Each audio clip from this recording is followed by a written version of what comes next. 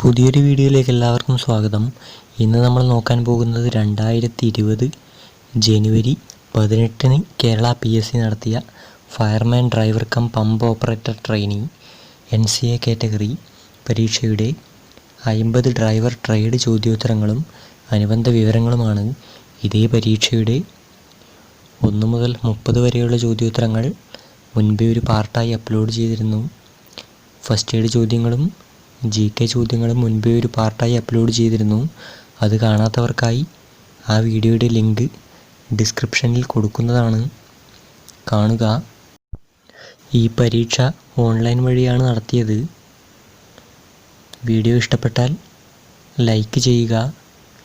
കൂടുതൽ PSC മുൻകാല ചോദ്യോത്തര വിശകലന ക്ലാസ്സുകൾക്കായി ഈ ചാനൽ സബ്സ്ക്രൈബ് ചെയ്യുക. തൊട്ടടുത്ത് കാണുന്ന ബെല്ലൈക്കൺ പ്രസ് ചെയ്യുക. അപ്പോൾ വീഡിയോയിലേക്ക് കടക്കാം. ആദ്യത്തെ ചോദ്യം, 51ാമത്തെ ചോദ്യം, driving system following in India.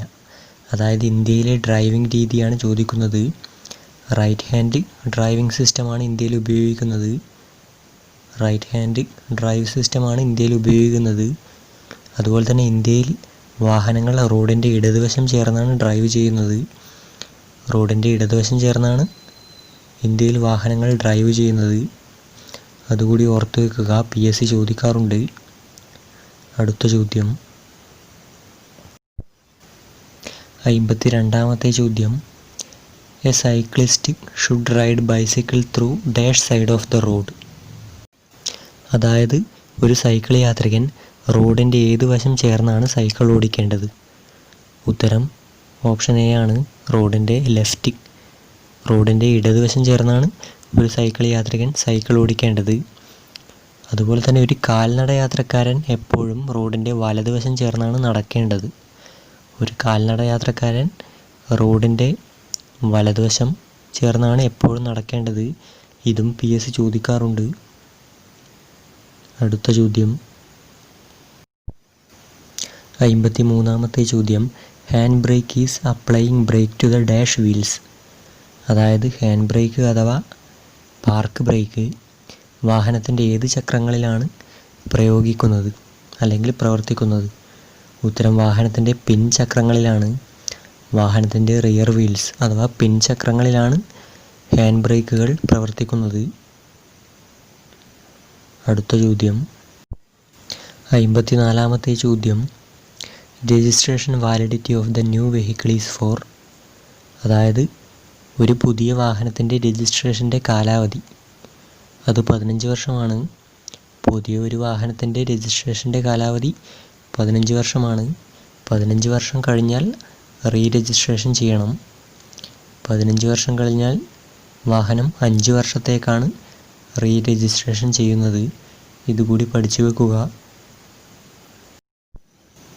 അടുത്ത ചോദ്യം, 55ാമത്തെ ചോദ്യം, driving licence must initially be issued for a minimum period of. അതായത് ഡ്രൈവിംഗ് ലൈസൻസ് തുടക്കത്തിൽ എത്ര വർഷത്തേക്കാണ് ഇഷ്യൂ ചെയ്തിട്ടുള്ളത്? അപ്പോൾ ഇതിൻ്റെ ഉത്തരം 5 വർഷത്തേക്കാണ്. ഡ്രൈവിംഗ് ലൈസൻസിൻ്റെ കാലാവധി 20 വർഷമോ അല്ലെങ്കിൽ 50 വയസ്സുമാണ്. 50 വയസ്സ് കഴിഞ്ഞാൽ 5 വർഷത്തേക്കാണ് ഡ്രൈവിംഗ് ലൈസൻസ് പുതുക്കി നൽകുന്നത്. ഇത് PSC ചോദിക്കാറുണ്ട്. അടുത്ത ചോദ്യം, 56ാമത്തെ ചോദ്യം, one time tax is for dash year. അതായത് വൺ ടൈം ടാക്സ് അടക്കുന്നത് എത്ര വർഷത്തേക്ക് എന്നാണ് ചോദിക്കുന്നത്. അപ്പോൾ ഇതിൻ്റെ ഉത്തരം ഇതിൽ കൊടുത്തിട്ടില്ല, നൺ ഓഫ് ദ എബോവ് ആണ്. അപ്പോൾ ഒറ്റത്തവണ നികുതിയുടെ കാലാവധി 15 വർഷമാണ്. 15 വർഷത്തേക്കാണ് ഒറ്റത്തവണ നികുതി അടക്കുന്നത്. അപ്പോൾ ഇതാണ് ശരി ഉത്തരം. അടുത്ത ചോദ്യം, 57ാമത്തെ ചോദ്യം, the minimum of age to be achieved to drive a transport vehicle. അതായത് ഒരു ട്രാൻസ്പോർട്ട് വാഹനം ഓടിക്കുന്നതിനുള്ള ലൈസൻസ് ലഭിക്കുന്നതിന്, അതായത് ബാഡ്ജ് ലഭിക്കുന്നതിന് എത്ര വയസ്സ് തികയണം? ഉത്തരം 20 വയസ്സാണ്. ഓപ്ഷൻ സി 20 വയസ്സ് തികയണം ഒരു ട്രാൻസ്പോർട്ട് വാഹനം ഓടിക്കണമെങ്കിൽ. അതുപോലെ തന്നെ ലൈറ്റ് ട്രാൻസ്പോർട്ട് വാഹനങ്ങളുടെ ലൈസൻസ് ബാഡ്ജ് ലഭിക്കുന്നതിന് LMVയിൽ 1 വർഷത്തെ ഡ്രൈവിംഗ് പരിചയം ഉണ്ടായിരിക്കണം. ലൈറ്റ് ട്രാൻസ്പോർട്ട് വാഹനങ്ങളുടെ ലൈസൻസ് ബാഡ്ജ് ലഭിക്കുന്നതിന് LMVയിൽ 1 വർഷത്തെ ഡ്രൈവിംഗ് പരിചയം ഉണ്ടായിരിക്കണം. ഇത് PSC ചോദിക്കാറുണ്ട്. അടുത്ത ചോദ്യം 58ാമത്തെ ചോദ്യം CNG മീൻസ്. CNGയുടെ ഫുൾ ഫോമാണ് ചോദിക്കുന്നത്. CNG എന്നത് പ്രകൃതിവാതകം, അതിൻ്റെ ഫുൾ ഫോമാണ് കംപ്രസ്ഡ് നാച്ചുറൽ ഗ്യാസ്.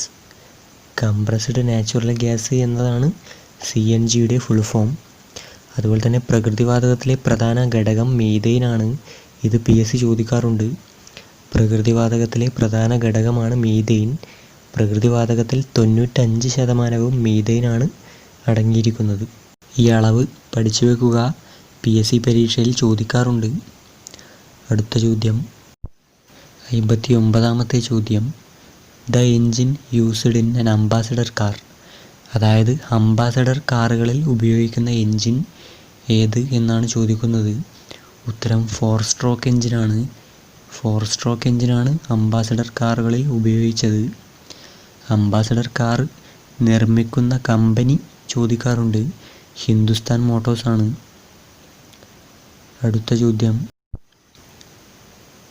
60ാമത്തെ ചോദ്യം overtake A vehicle in from only through dash side of the vehicle in normal case. അതായത് സാധാരണയായി ഒരു വാഹനത്തെ മറികടക്കുന്നത് ഏത് വശത്തുകൂടി മാത്രമാണ്. ഉത്തരം ഓപ്ഷൻ A ആണ്.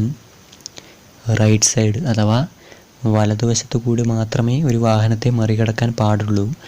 എന്നാൽ മുന്നിലെ വാഹനം വലതുവശത്തേക്ക് തിരിയുന്ന സിഗ്നൽ കാണിച്ച് റോഡിൻ്റെ മധ്യഭാഗത്തെത്തിയാൽ നമുക്ക് ആ വാഹനത്തെ ഇടതുവശത്തു കൂടി മറികടക്കാവുന്നതാണ്. ഇതും PSC പരീക്ഷയിൽ ചോദിക്കാറുണ്ട്. അടുത്ത ചോദ്യം 61ാമത്തെ ചോദ്യം tunnel view occurs due to. അതായത് ടണൽ വ്യൂ അല്ലെങ്കിൽ ടണൽ വിഷൻ സംഭവിക്കുന്നതിൻ്റെ കാരണം. ഉത്തരം ഓവർ സ്പീഡിംഗ് ആണ്. ഓവർ സ്പീഡിംഗ് ആണ് കണ്ണിൻ്റെ ടണൽ വിഷന് കാരണമാവുന്നത്. അടുത്ത ചോദ്യം 62ാമത്തെ ചോദ്യം LPG മീൻസ്. LPGയുടെ ഫുൾ ഫോമാണ് ചോദിക്കുന്നത്. Liquid petroleum gas. Liquid petroleum gas എന്നതാണ് LPGയുടെ ഫുൾ ഫോം. LPGയിലെ പ്രധാന ഘടകങ്ങൾ പ്രൊപ്പൈൻ, ബ്യൂട്ടൈൻ എന്നിവയാണ്. ഇത് പഠിച്ചു വെക്കുക, PSC ചോദിക്കാറുണ്ട്. പ്രൊപ്പൈൻ, ബ്യൂട്ടൈൻ എന്നിവയാണ് LPGയിലെ പ്രധാന ഘടകങ്ങൾ. അടുത്ത ചോദ്യം 63ാമത്തെ ചോദ്യം meaning of broken white line on the middle of the road. അതായത് റോഡിന് നടുവിലുള്ള ഇടവിട്ടുള്ള വെള്ളവരയുടെ അർത്ഥമാണ് ചോദിക്കുന്നത്. അപ്പോൾ റോഡിന് നടുവിലുള്ള ഇടവിട്ടുള്ള വെള്ളവരയുടെ അർത്ഥമെന്നത് നിയമപരമായി നമുക്ക് ആ ഭാഗത്തു കൂടി വാഹനങ്ങളെ മറികടക്കാവുന്നതാണ്. ഉത്തരം option B. Overtaking in that portion is legal. എന്നാൽ റോഡിന് നടുവിൽ തുടർച്ചയായി വെള്ളവരയുണ്ടെങ്കിൽ നമ്മൾ ആ ഭാഗത്ത് വെച്ച് വാഹനങ്ങളെ മറികടക്കാൻ പാടില്ല. റോഡിന് നടുവിൽ തുടർച്ചയായുള്ള വെള്ളവരയാണെങ്കിൽ ആ ഭാഗത്ത് വെച്ച് വാഹനങ്ങളെ മറികടക്കാൻ പാടില്ല. ഇതും PSC ചോദിക്കാറുണ്ട്. അടുത്ത 64ാമത്തെ ചോദ്യം tailgating is a kind of driving. അതായത് ടെയിൽ ഗേറ്റിംഗ് എന്നത് താഴെ പറയുന്നതിൽ എന്ത് തരം ഡ്രൈവിംഗ് ആണ്. ഉത്തരം ഓപ്ഷൻ B ആണ്. Close to the vehicle in front. അതായത് മുമ്പിൽ പോകുന്ന വാഹനത്തിൻ്റെ തൊട്ട് പിന്നിലായി വാഹനം ഓടിച്ചു പോകുന്ന അപകടകരമായ ഡ്രൈവിംഗ് രീതിയാണ് ടെയിൽ ഗേറ്റിംഗ് അഥവാ ബമ്പർ ടു ബമ്പർ എന്നും ഇതിനെ വിളിക്കാറുണ്ട്. അടുത്ത ചോദ്യം 65ാമത്തെ ചോദ്യം maximum speed allowed to an ambulance. അതായത് ആംബുലൻസിന് അനുവദിച്ചിട്ടുള്ള പരമാവധി വേഗപരിധി. അപ്പോൾ ഉത്തരം ഇതിൽ കൊടുത്തിട്ടില്ല. ഓപ്ഷൻ D ആണ്. നൺ ഓഫ് ദ എബോവ് ആണ്. ആംബുലൻസിൻ്റെ പരിധി നിശ്ചയിച്ചിട്ടില്ല. അടുത്ത ചോദ്യം 66ാമത്തെ ചോദ്യം the only occasion 2 hand signal are being clubbed. അതായത് താഴെ പറയുന്ന ഏത് സന്ദർഭത്തിലാണ് 2 ഹാൻഡ് സിഗ്നലുകൾ ഒന്നാക്കി കാണിക്കേണ്ടത്? ഉത്തരം സ്റ്റോപ്പിംഗ് ദ വെഹിക്കിളാണ്. സ്റ്റോപ്പ് സിഗ്നൽ കാണിക്കുമ്പോൾ ആദ്യം സ്ലോ ഡൗൺ സിഗ്നൽ കാണിക്കണം. സ്ലോ ഡൗൺ സിഗ്നൽ കാണിച്ച ശേഷം വാഹനം നിർത്താൻ പോകുമ്പോൾ തൻ്റെ വലതു കൈ പുറത്തേക്ക് നീട്ടി കൈമുട്ട് മടക്കി കൈപ്പത്തി മുമ്പോട്ടാക്കി ഉയർത്തി കാണിക്കണം. അപ്പോൾ വാഹനം നിർത്തുമ്പോൾ സ്ലോ ഡൗൺ സിഗ്നൽ കാണിച്ച ശേഷം സ്റ്റോപ്പ് സിഗ്നൽ കാണിക്കണം. ഇങ്ങനെ 2 ഹാൻഡ് സിഗ്നലുകളും ഒന്നിച്ച് കാണിക്കണം. അടുത്ത ചോദ്യം 67ാമത്തെ ചോദ്യം. The goods loaded in a goods carriage shall be projected a maximum of dash meters from near. അതായത് ഒരു ചരക്ക് വാഹനത്തിൽ ചരക്ക് കയറ്റുമ്പോൾ ചരക്ക് വാഹനത്തിൻ്റെ പുറകറ്റത്തേക്ക് തള്ളി നിൽക്കാവുന്ന ലോഡിൻ്റെ പരമാവധി നീളമാണ് ചോദിക്കുന്നത്. അപ്പോൾ ഉത്തരം 1 മീറ്ററാണ്. 1 മീറ്റർ അഥവാ 100 സെൻറ്റിമീറ്ററാണ് ഒരു ചരക്ക് വാഹനത്തിൽ ചരക്ക് കയറ്റുമ്പോൾ പുറകിലേക്ക് തള്ളി നിൽക്കാവുന്ന ചരക്കിൻ്റെ പരമാവധി നീളം. 68ാമത്തെ ചോദ്യം. A vehicle is ഇൻഷൂർഡ് against. അതായത് ഒരു വാഹനം ഇൻഷൂർ ചെയ്യുന്നത് എന്തിനു വേണ്ടി എന്നാണ് ചോദിക്കുന്നത്. ഒരു വാഹനം ഇൻഷൂർ ചെയ്യുന്നത് മോഷണം, വാഹനാപകടം, തീപിടുത്തം എന്നിവയിൽ നിന്ന് പരിരക്ഷ ലഭിക്കുന്നതിന് വേണ്ടിയാണ്. അപ്പോൾ ഉത്തരം ഓപ്ഷൻ ഡി ആണ്, ഓൾ എബോവ് ആണ്. മുകളിൽ പറഞ്ഞ എല്ലാത്തിൽ നിന്നും പരിരക്ഷ ലഭിക്കുന്നതിന് വേണ്ടിയാണ് വാഹനം ഇൻഷൂർ ചെയ്യുന്നത്. അടുത്ത ചോദ്യം 69ാമത്തെ ചോദ്യം. The only place where you cannot drive your vehicle in a reverse direction. അതായത് താഴെ പറയുന്നതിൽ വാഹനം പുറകോട്ട് ഓടിക്കാൻ പാടില്ലാത്തത് എവിടെ വച്ചാണ്? ഉത്തരം വൺ വേ റോഡിലാണ്. വൺ വേ റോഡിൽ വെച്ച് വാഹനം റിവേഴ്സ് ഗിയറിൽ പുറകോട്ട് ഓടിക്കാൻ പാടില്ല. അത് കുറ്റകരമാണ്. അടുത്ത ചോദ്യം 70ാമത്തെ ചോദ്യം.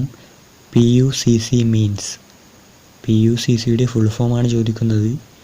ഉത്തരം option C, pollution under control certificate.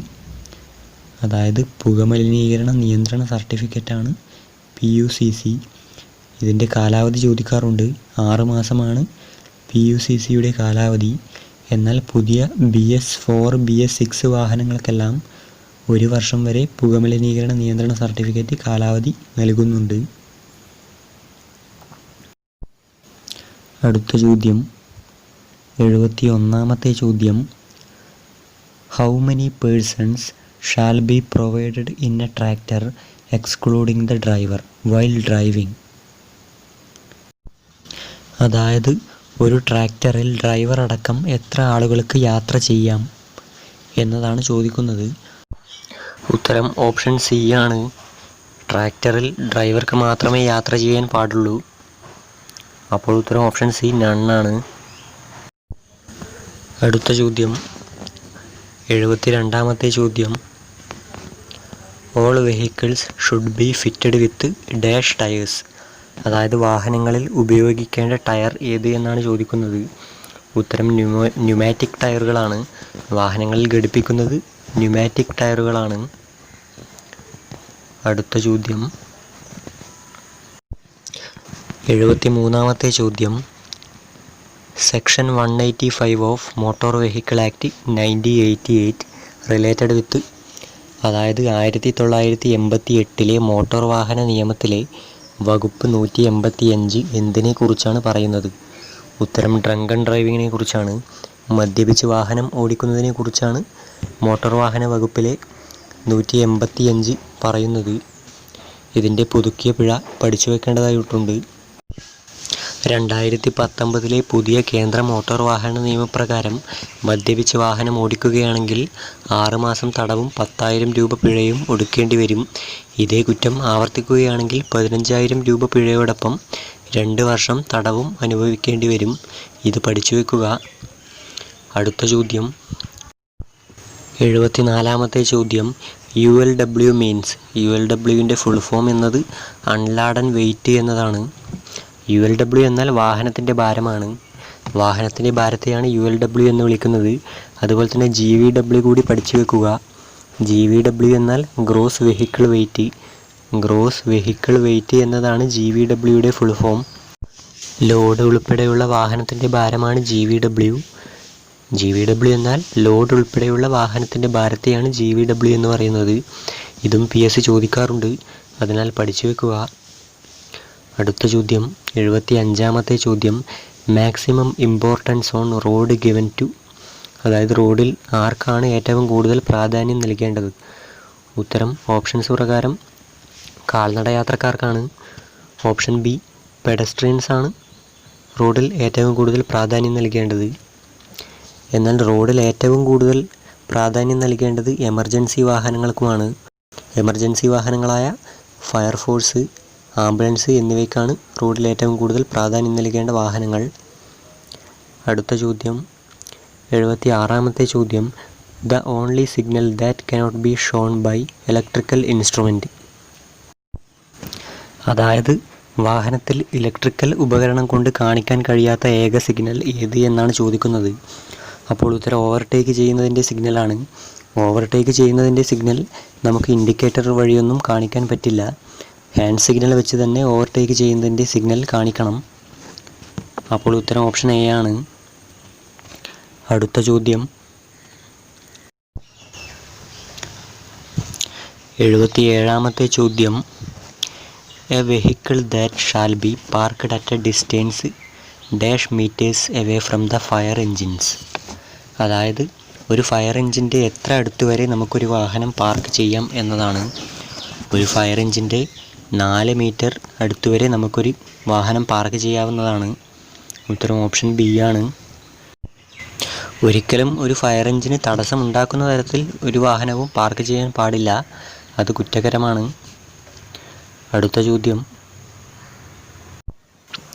78ാമത്തെ ചോദ്യം, the very important document of A vehicle, അതായത് ഒരു വാഹനത്തിൻ്റെ ഏറ്റവും പ്രധാനപ്പെട്ട രേഖ എന്താണ്? ഒരു വാഹനത്തിൻ്റെ ഏറ്റവും പ്രധാനപ്പെട്ട രേഖ അതിൻ്റെ RC ആണ്. രജിസ്ട്രേഷൻ സർട്ടിഫിക്കറ്റാണ് ഒരു വാഹനത്തിൻ്റെ ഏറ്റവും പ്രധാനപ്പെട്ട രേഖ. അടുത്ത ചോദ്യം 79ാമത്തെ ചോദ്യം, you are driving a vehicle and approaching a junction, preference should be given to the vehicles from, അതായത് നിങ്ങളൊരു വാഹനം ഓടിച്ച് ഒരു ജംഗ്ഷനിൽ എത്തുമ്പോൾ ഏത് ഭാഗത്ത് നിന്ന് വരുന്ന വാഹനങ്ങൾക്കാണ് മുൻഗണന കൊടുക്കേണ്ടത്? ഉത്തരം വലതുവശത്ത് നിന്ന് വരുന്ന വാഹനങ്ങൾക്കാണ് മുൻഗണന കൊടുക്കേണ്ടത്. നമ്മളൊരു വാഹനം ഓടിച്ച് ഒരു ജംഗ്ഷനിൽ എത്തുമ്പോൾ വലതുവശത്ത് നിന്ന് വരുന്ന വാഹനങ്ങൾക്കാണ് മുൻഗണന നൽകേണ്ടത്. ഉത്തരം ഓപ്ഷൻ എ റൈറ്റ് സൈഡാണ്. അടുത്ത ചോദ്യം 80ാമത്തെ ചോദ്യം, the maximum number of persons shall be carried in a vehicle is listed in, അതായത് ഒരു വാഹനത്തിൽ കയറ്റാവുന്ന പരമാവധി ആളുകളുടെ എണ്ണത്തെക്കുറിച്ച് പറയുന്നത് വാഹനത്തിൻ്റെ ഏത് രേഖയിലാണ്? ഉത്തരം RCയിലാണ്. രജിസ്ട്രേഷൻ സർട്ടിഫിക്കറ്റിലാണ് ഒരു വാഹനത്തിൽ കയറ്റാവുന്ന പരമാവധി ആളുകളുടെ എണ്ണത്തെപ്പറ്റി പറയുന്നത്. അടുത്ത ചോദ്യം 81ാമത്തെ ചോദ്യം, the distance should be provided between the vehicle while towing, അതായത് ഒരു വാഹനം കെട്ടിവലിക്കുമ്പോൾ കെട്ടിവലിക്കുന്നതും വലിക്കപ്പെടുന്നതുമായ വാഹനങ്ങൾ തമ്മിൽ ഉണ്ടായിരിക്കേണ്ട പരമാവധി ദൂരം. ഉത്തരം 5 മീറ്ററാണ്. 5 മീറ്ററാണ് കെട്ടിവലിക്കുന്നതും കെട്ടിവലിക്കപ്പെടുന്നതുമായ വാഹനങ്ങൾ തമ്മിൽ ഉണ്ടായിരിക്കേണ്ട പരമാവധി ദൂരം. അതുപോലെ തന്നെ കെട്ടിവലിക്കുമ്പോൾ മണിക്കൂറിൽ 24 കിലോമീറ്ററിൽ അധികം വേഗം പാടില്ല. ഇതും PSC ചോദിക്കാറുണ്ട്, അതിനാൽ പഠിച്ചു വെക്കുക. അടുത്ത ചോദ്യം 82ാമത്തെ ചോദ്യം, the horn which is prohibited, അതായത് നിരോധിച്ച ഹോൺ താഴെ പറയുന്നതിൽ ഏതാണ്? ഉത്തരം മൾട്ടി ടോൺഡ് എയർ ഹോണുകളാണ് നിരോധിച്ച ഹോണുകൾ. എന്നാൽ വാഹനങ്ങളിൽ ഉപയോഗിക്കാൻ അനുവാദമുള്ള ഹോണുകളാണ് ഇലക്ട്രിക് ഹോണുകൾ. ഇലക്ട്രിക് ഹോണുകളാണ് വാഹനത്തിൽ ഉപയോഗിക്കാൻ അനുവദിച്ചിട്ടുള്ളത്. ഇതും PSC ചോദിക്കാറുണ്ട്. അടുത്ത ചോദ്യം 83-ാമത്തെ ചോദ്യം, in India A driver should use his dash hand four hand signalling. അതായത് ഇന്ത്യയിൽ ഒരു ഡ്രൈവർ വാഹനം ഓടിക്കുമ്പോൾ ഹാൻഡ് സിഗ്നൽ കാണിക്കാനായി ഉപയോഗിക്കുന്ന കൈ ഏത്? ഉത്തരം വലത് കൈയാണ്. ഇന്ത്യയിൽ ഒരു ഡ്രൈവർ വാഹനം ഓടിക്കുമ്പോൾ ഹാൻഡ് സിഗ്നൽ കാണിക്കാനായി ഉപയോഗിക്കേണ്ടത് വലത് കൈയാണ്.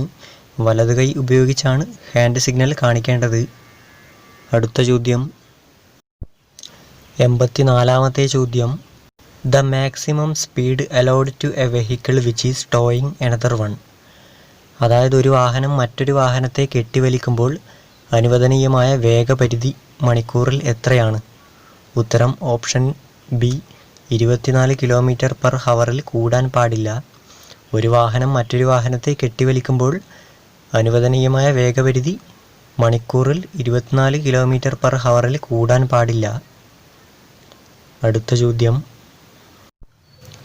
85-ാമത്തെ ചോദ്യം, the braking system using in heavy vehicles. അതായത് ഹെവി വാഹനങ്ങളിൽ ഉപയോഗിക്കുന്ന ബ്രേക്ക് സിസ്റ്റം ഏതാണ്?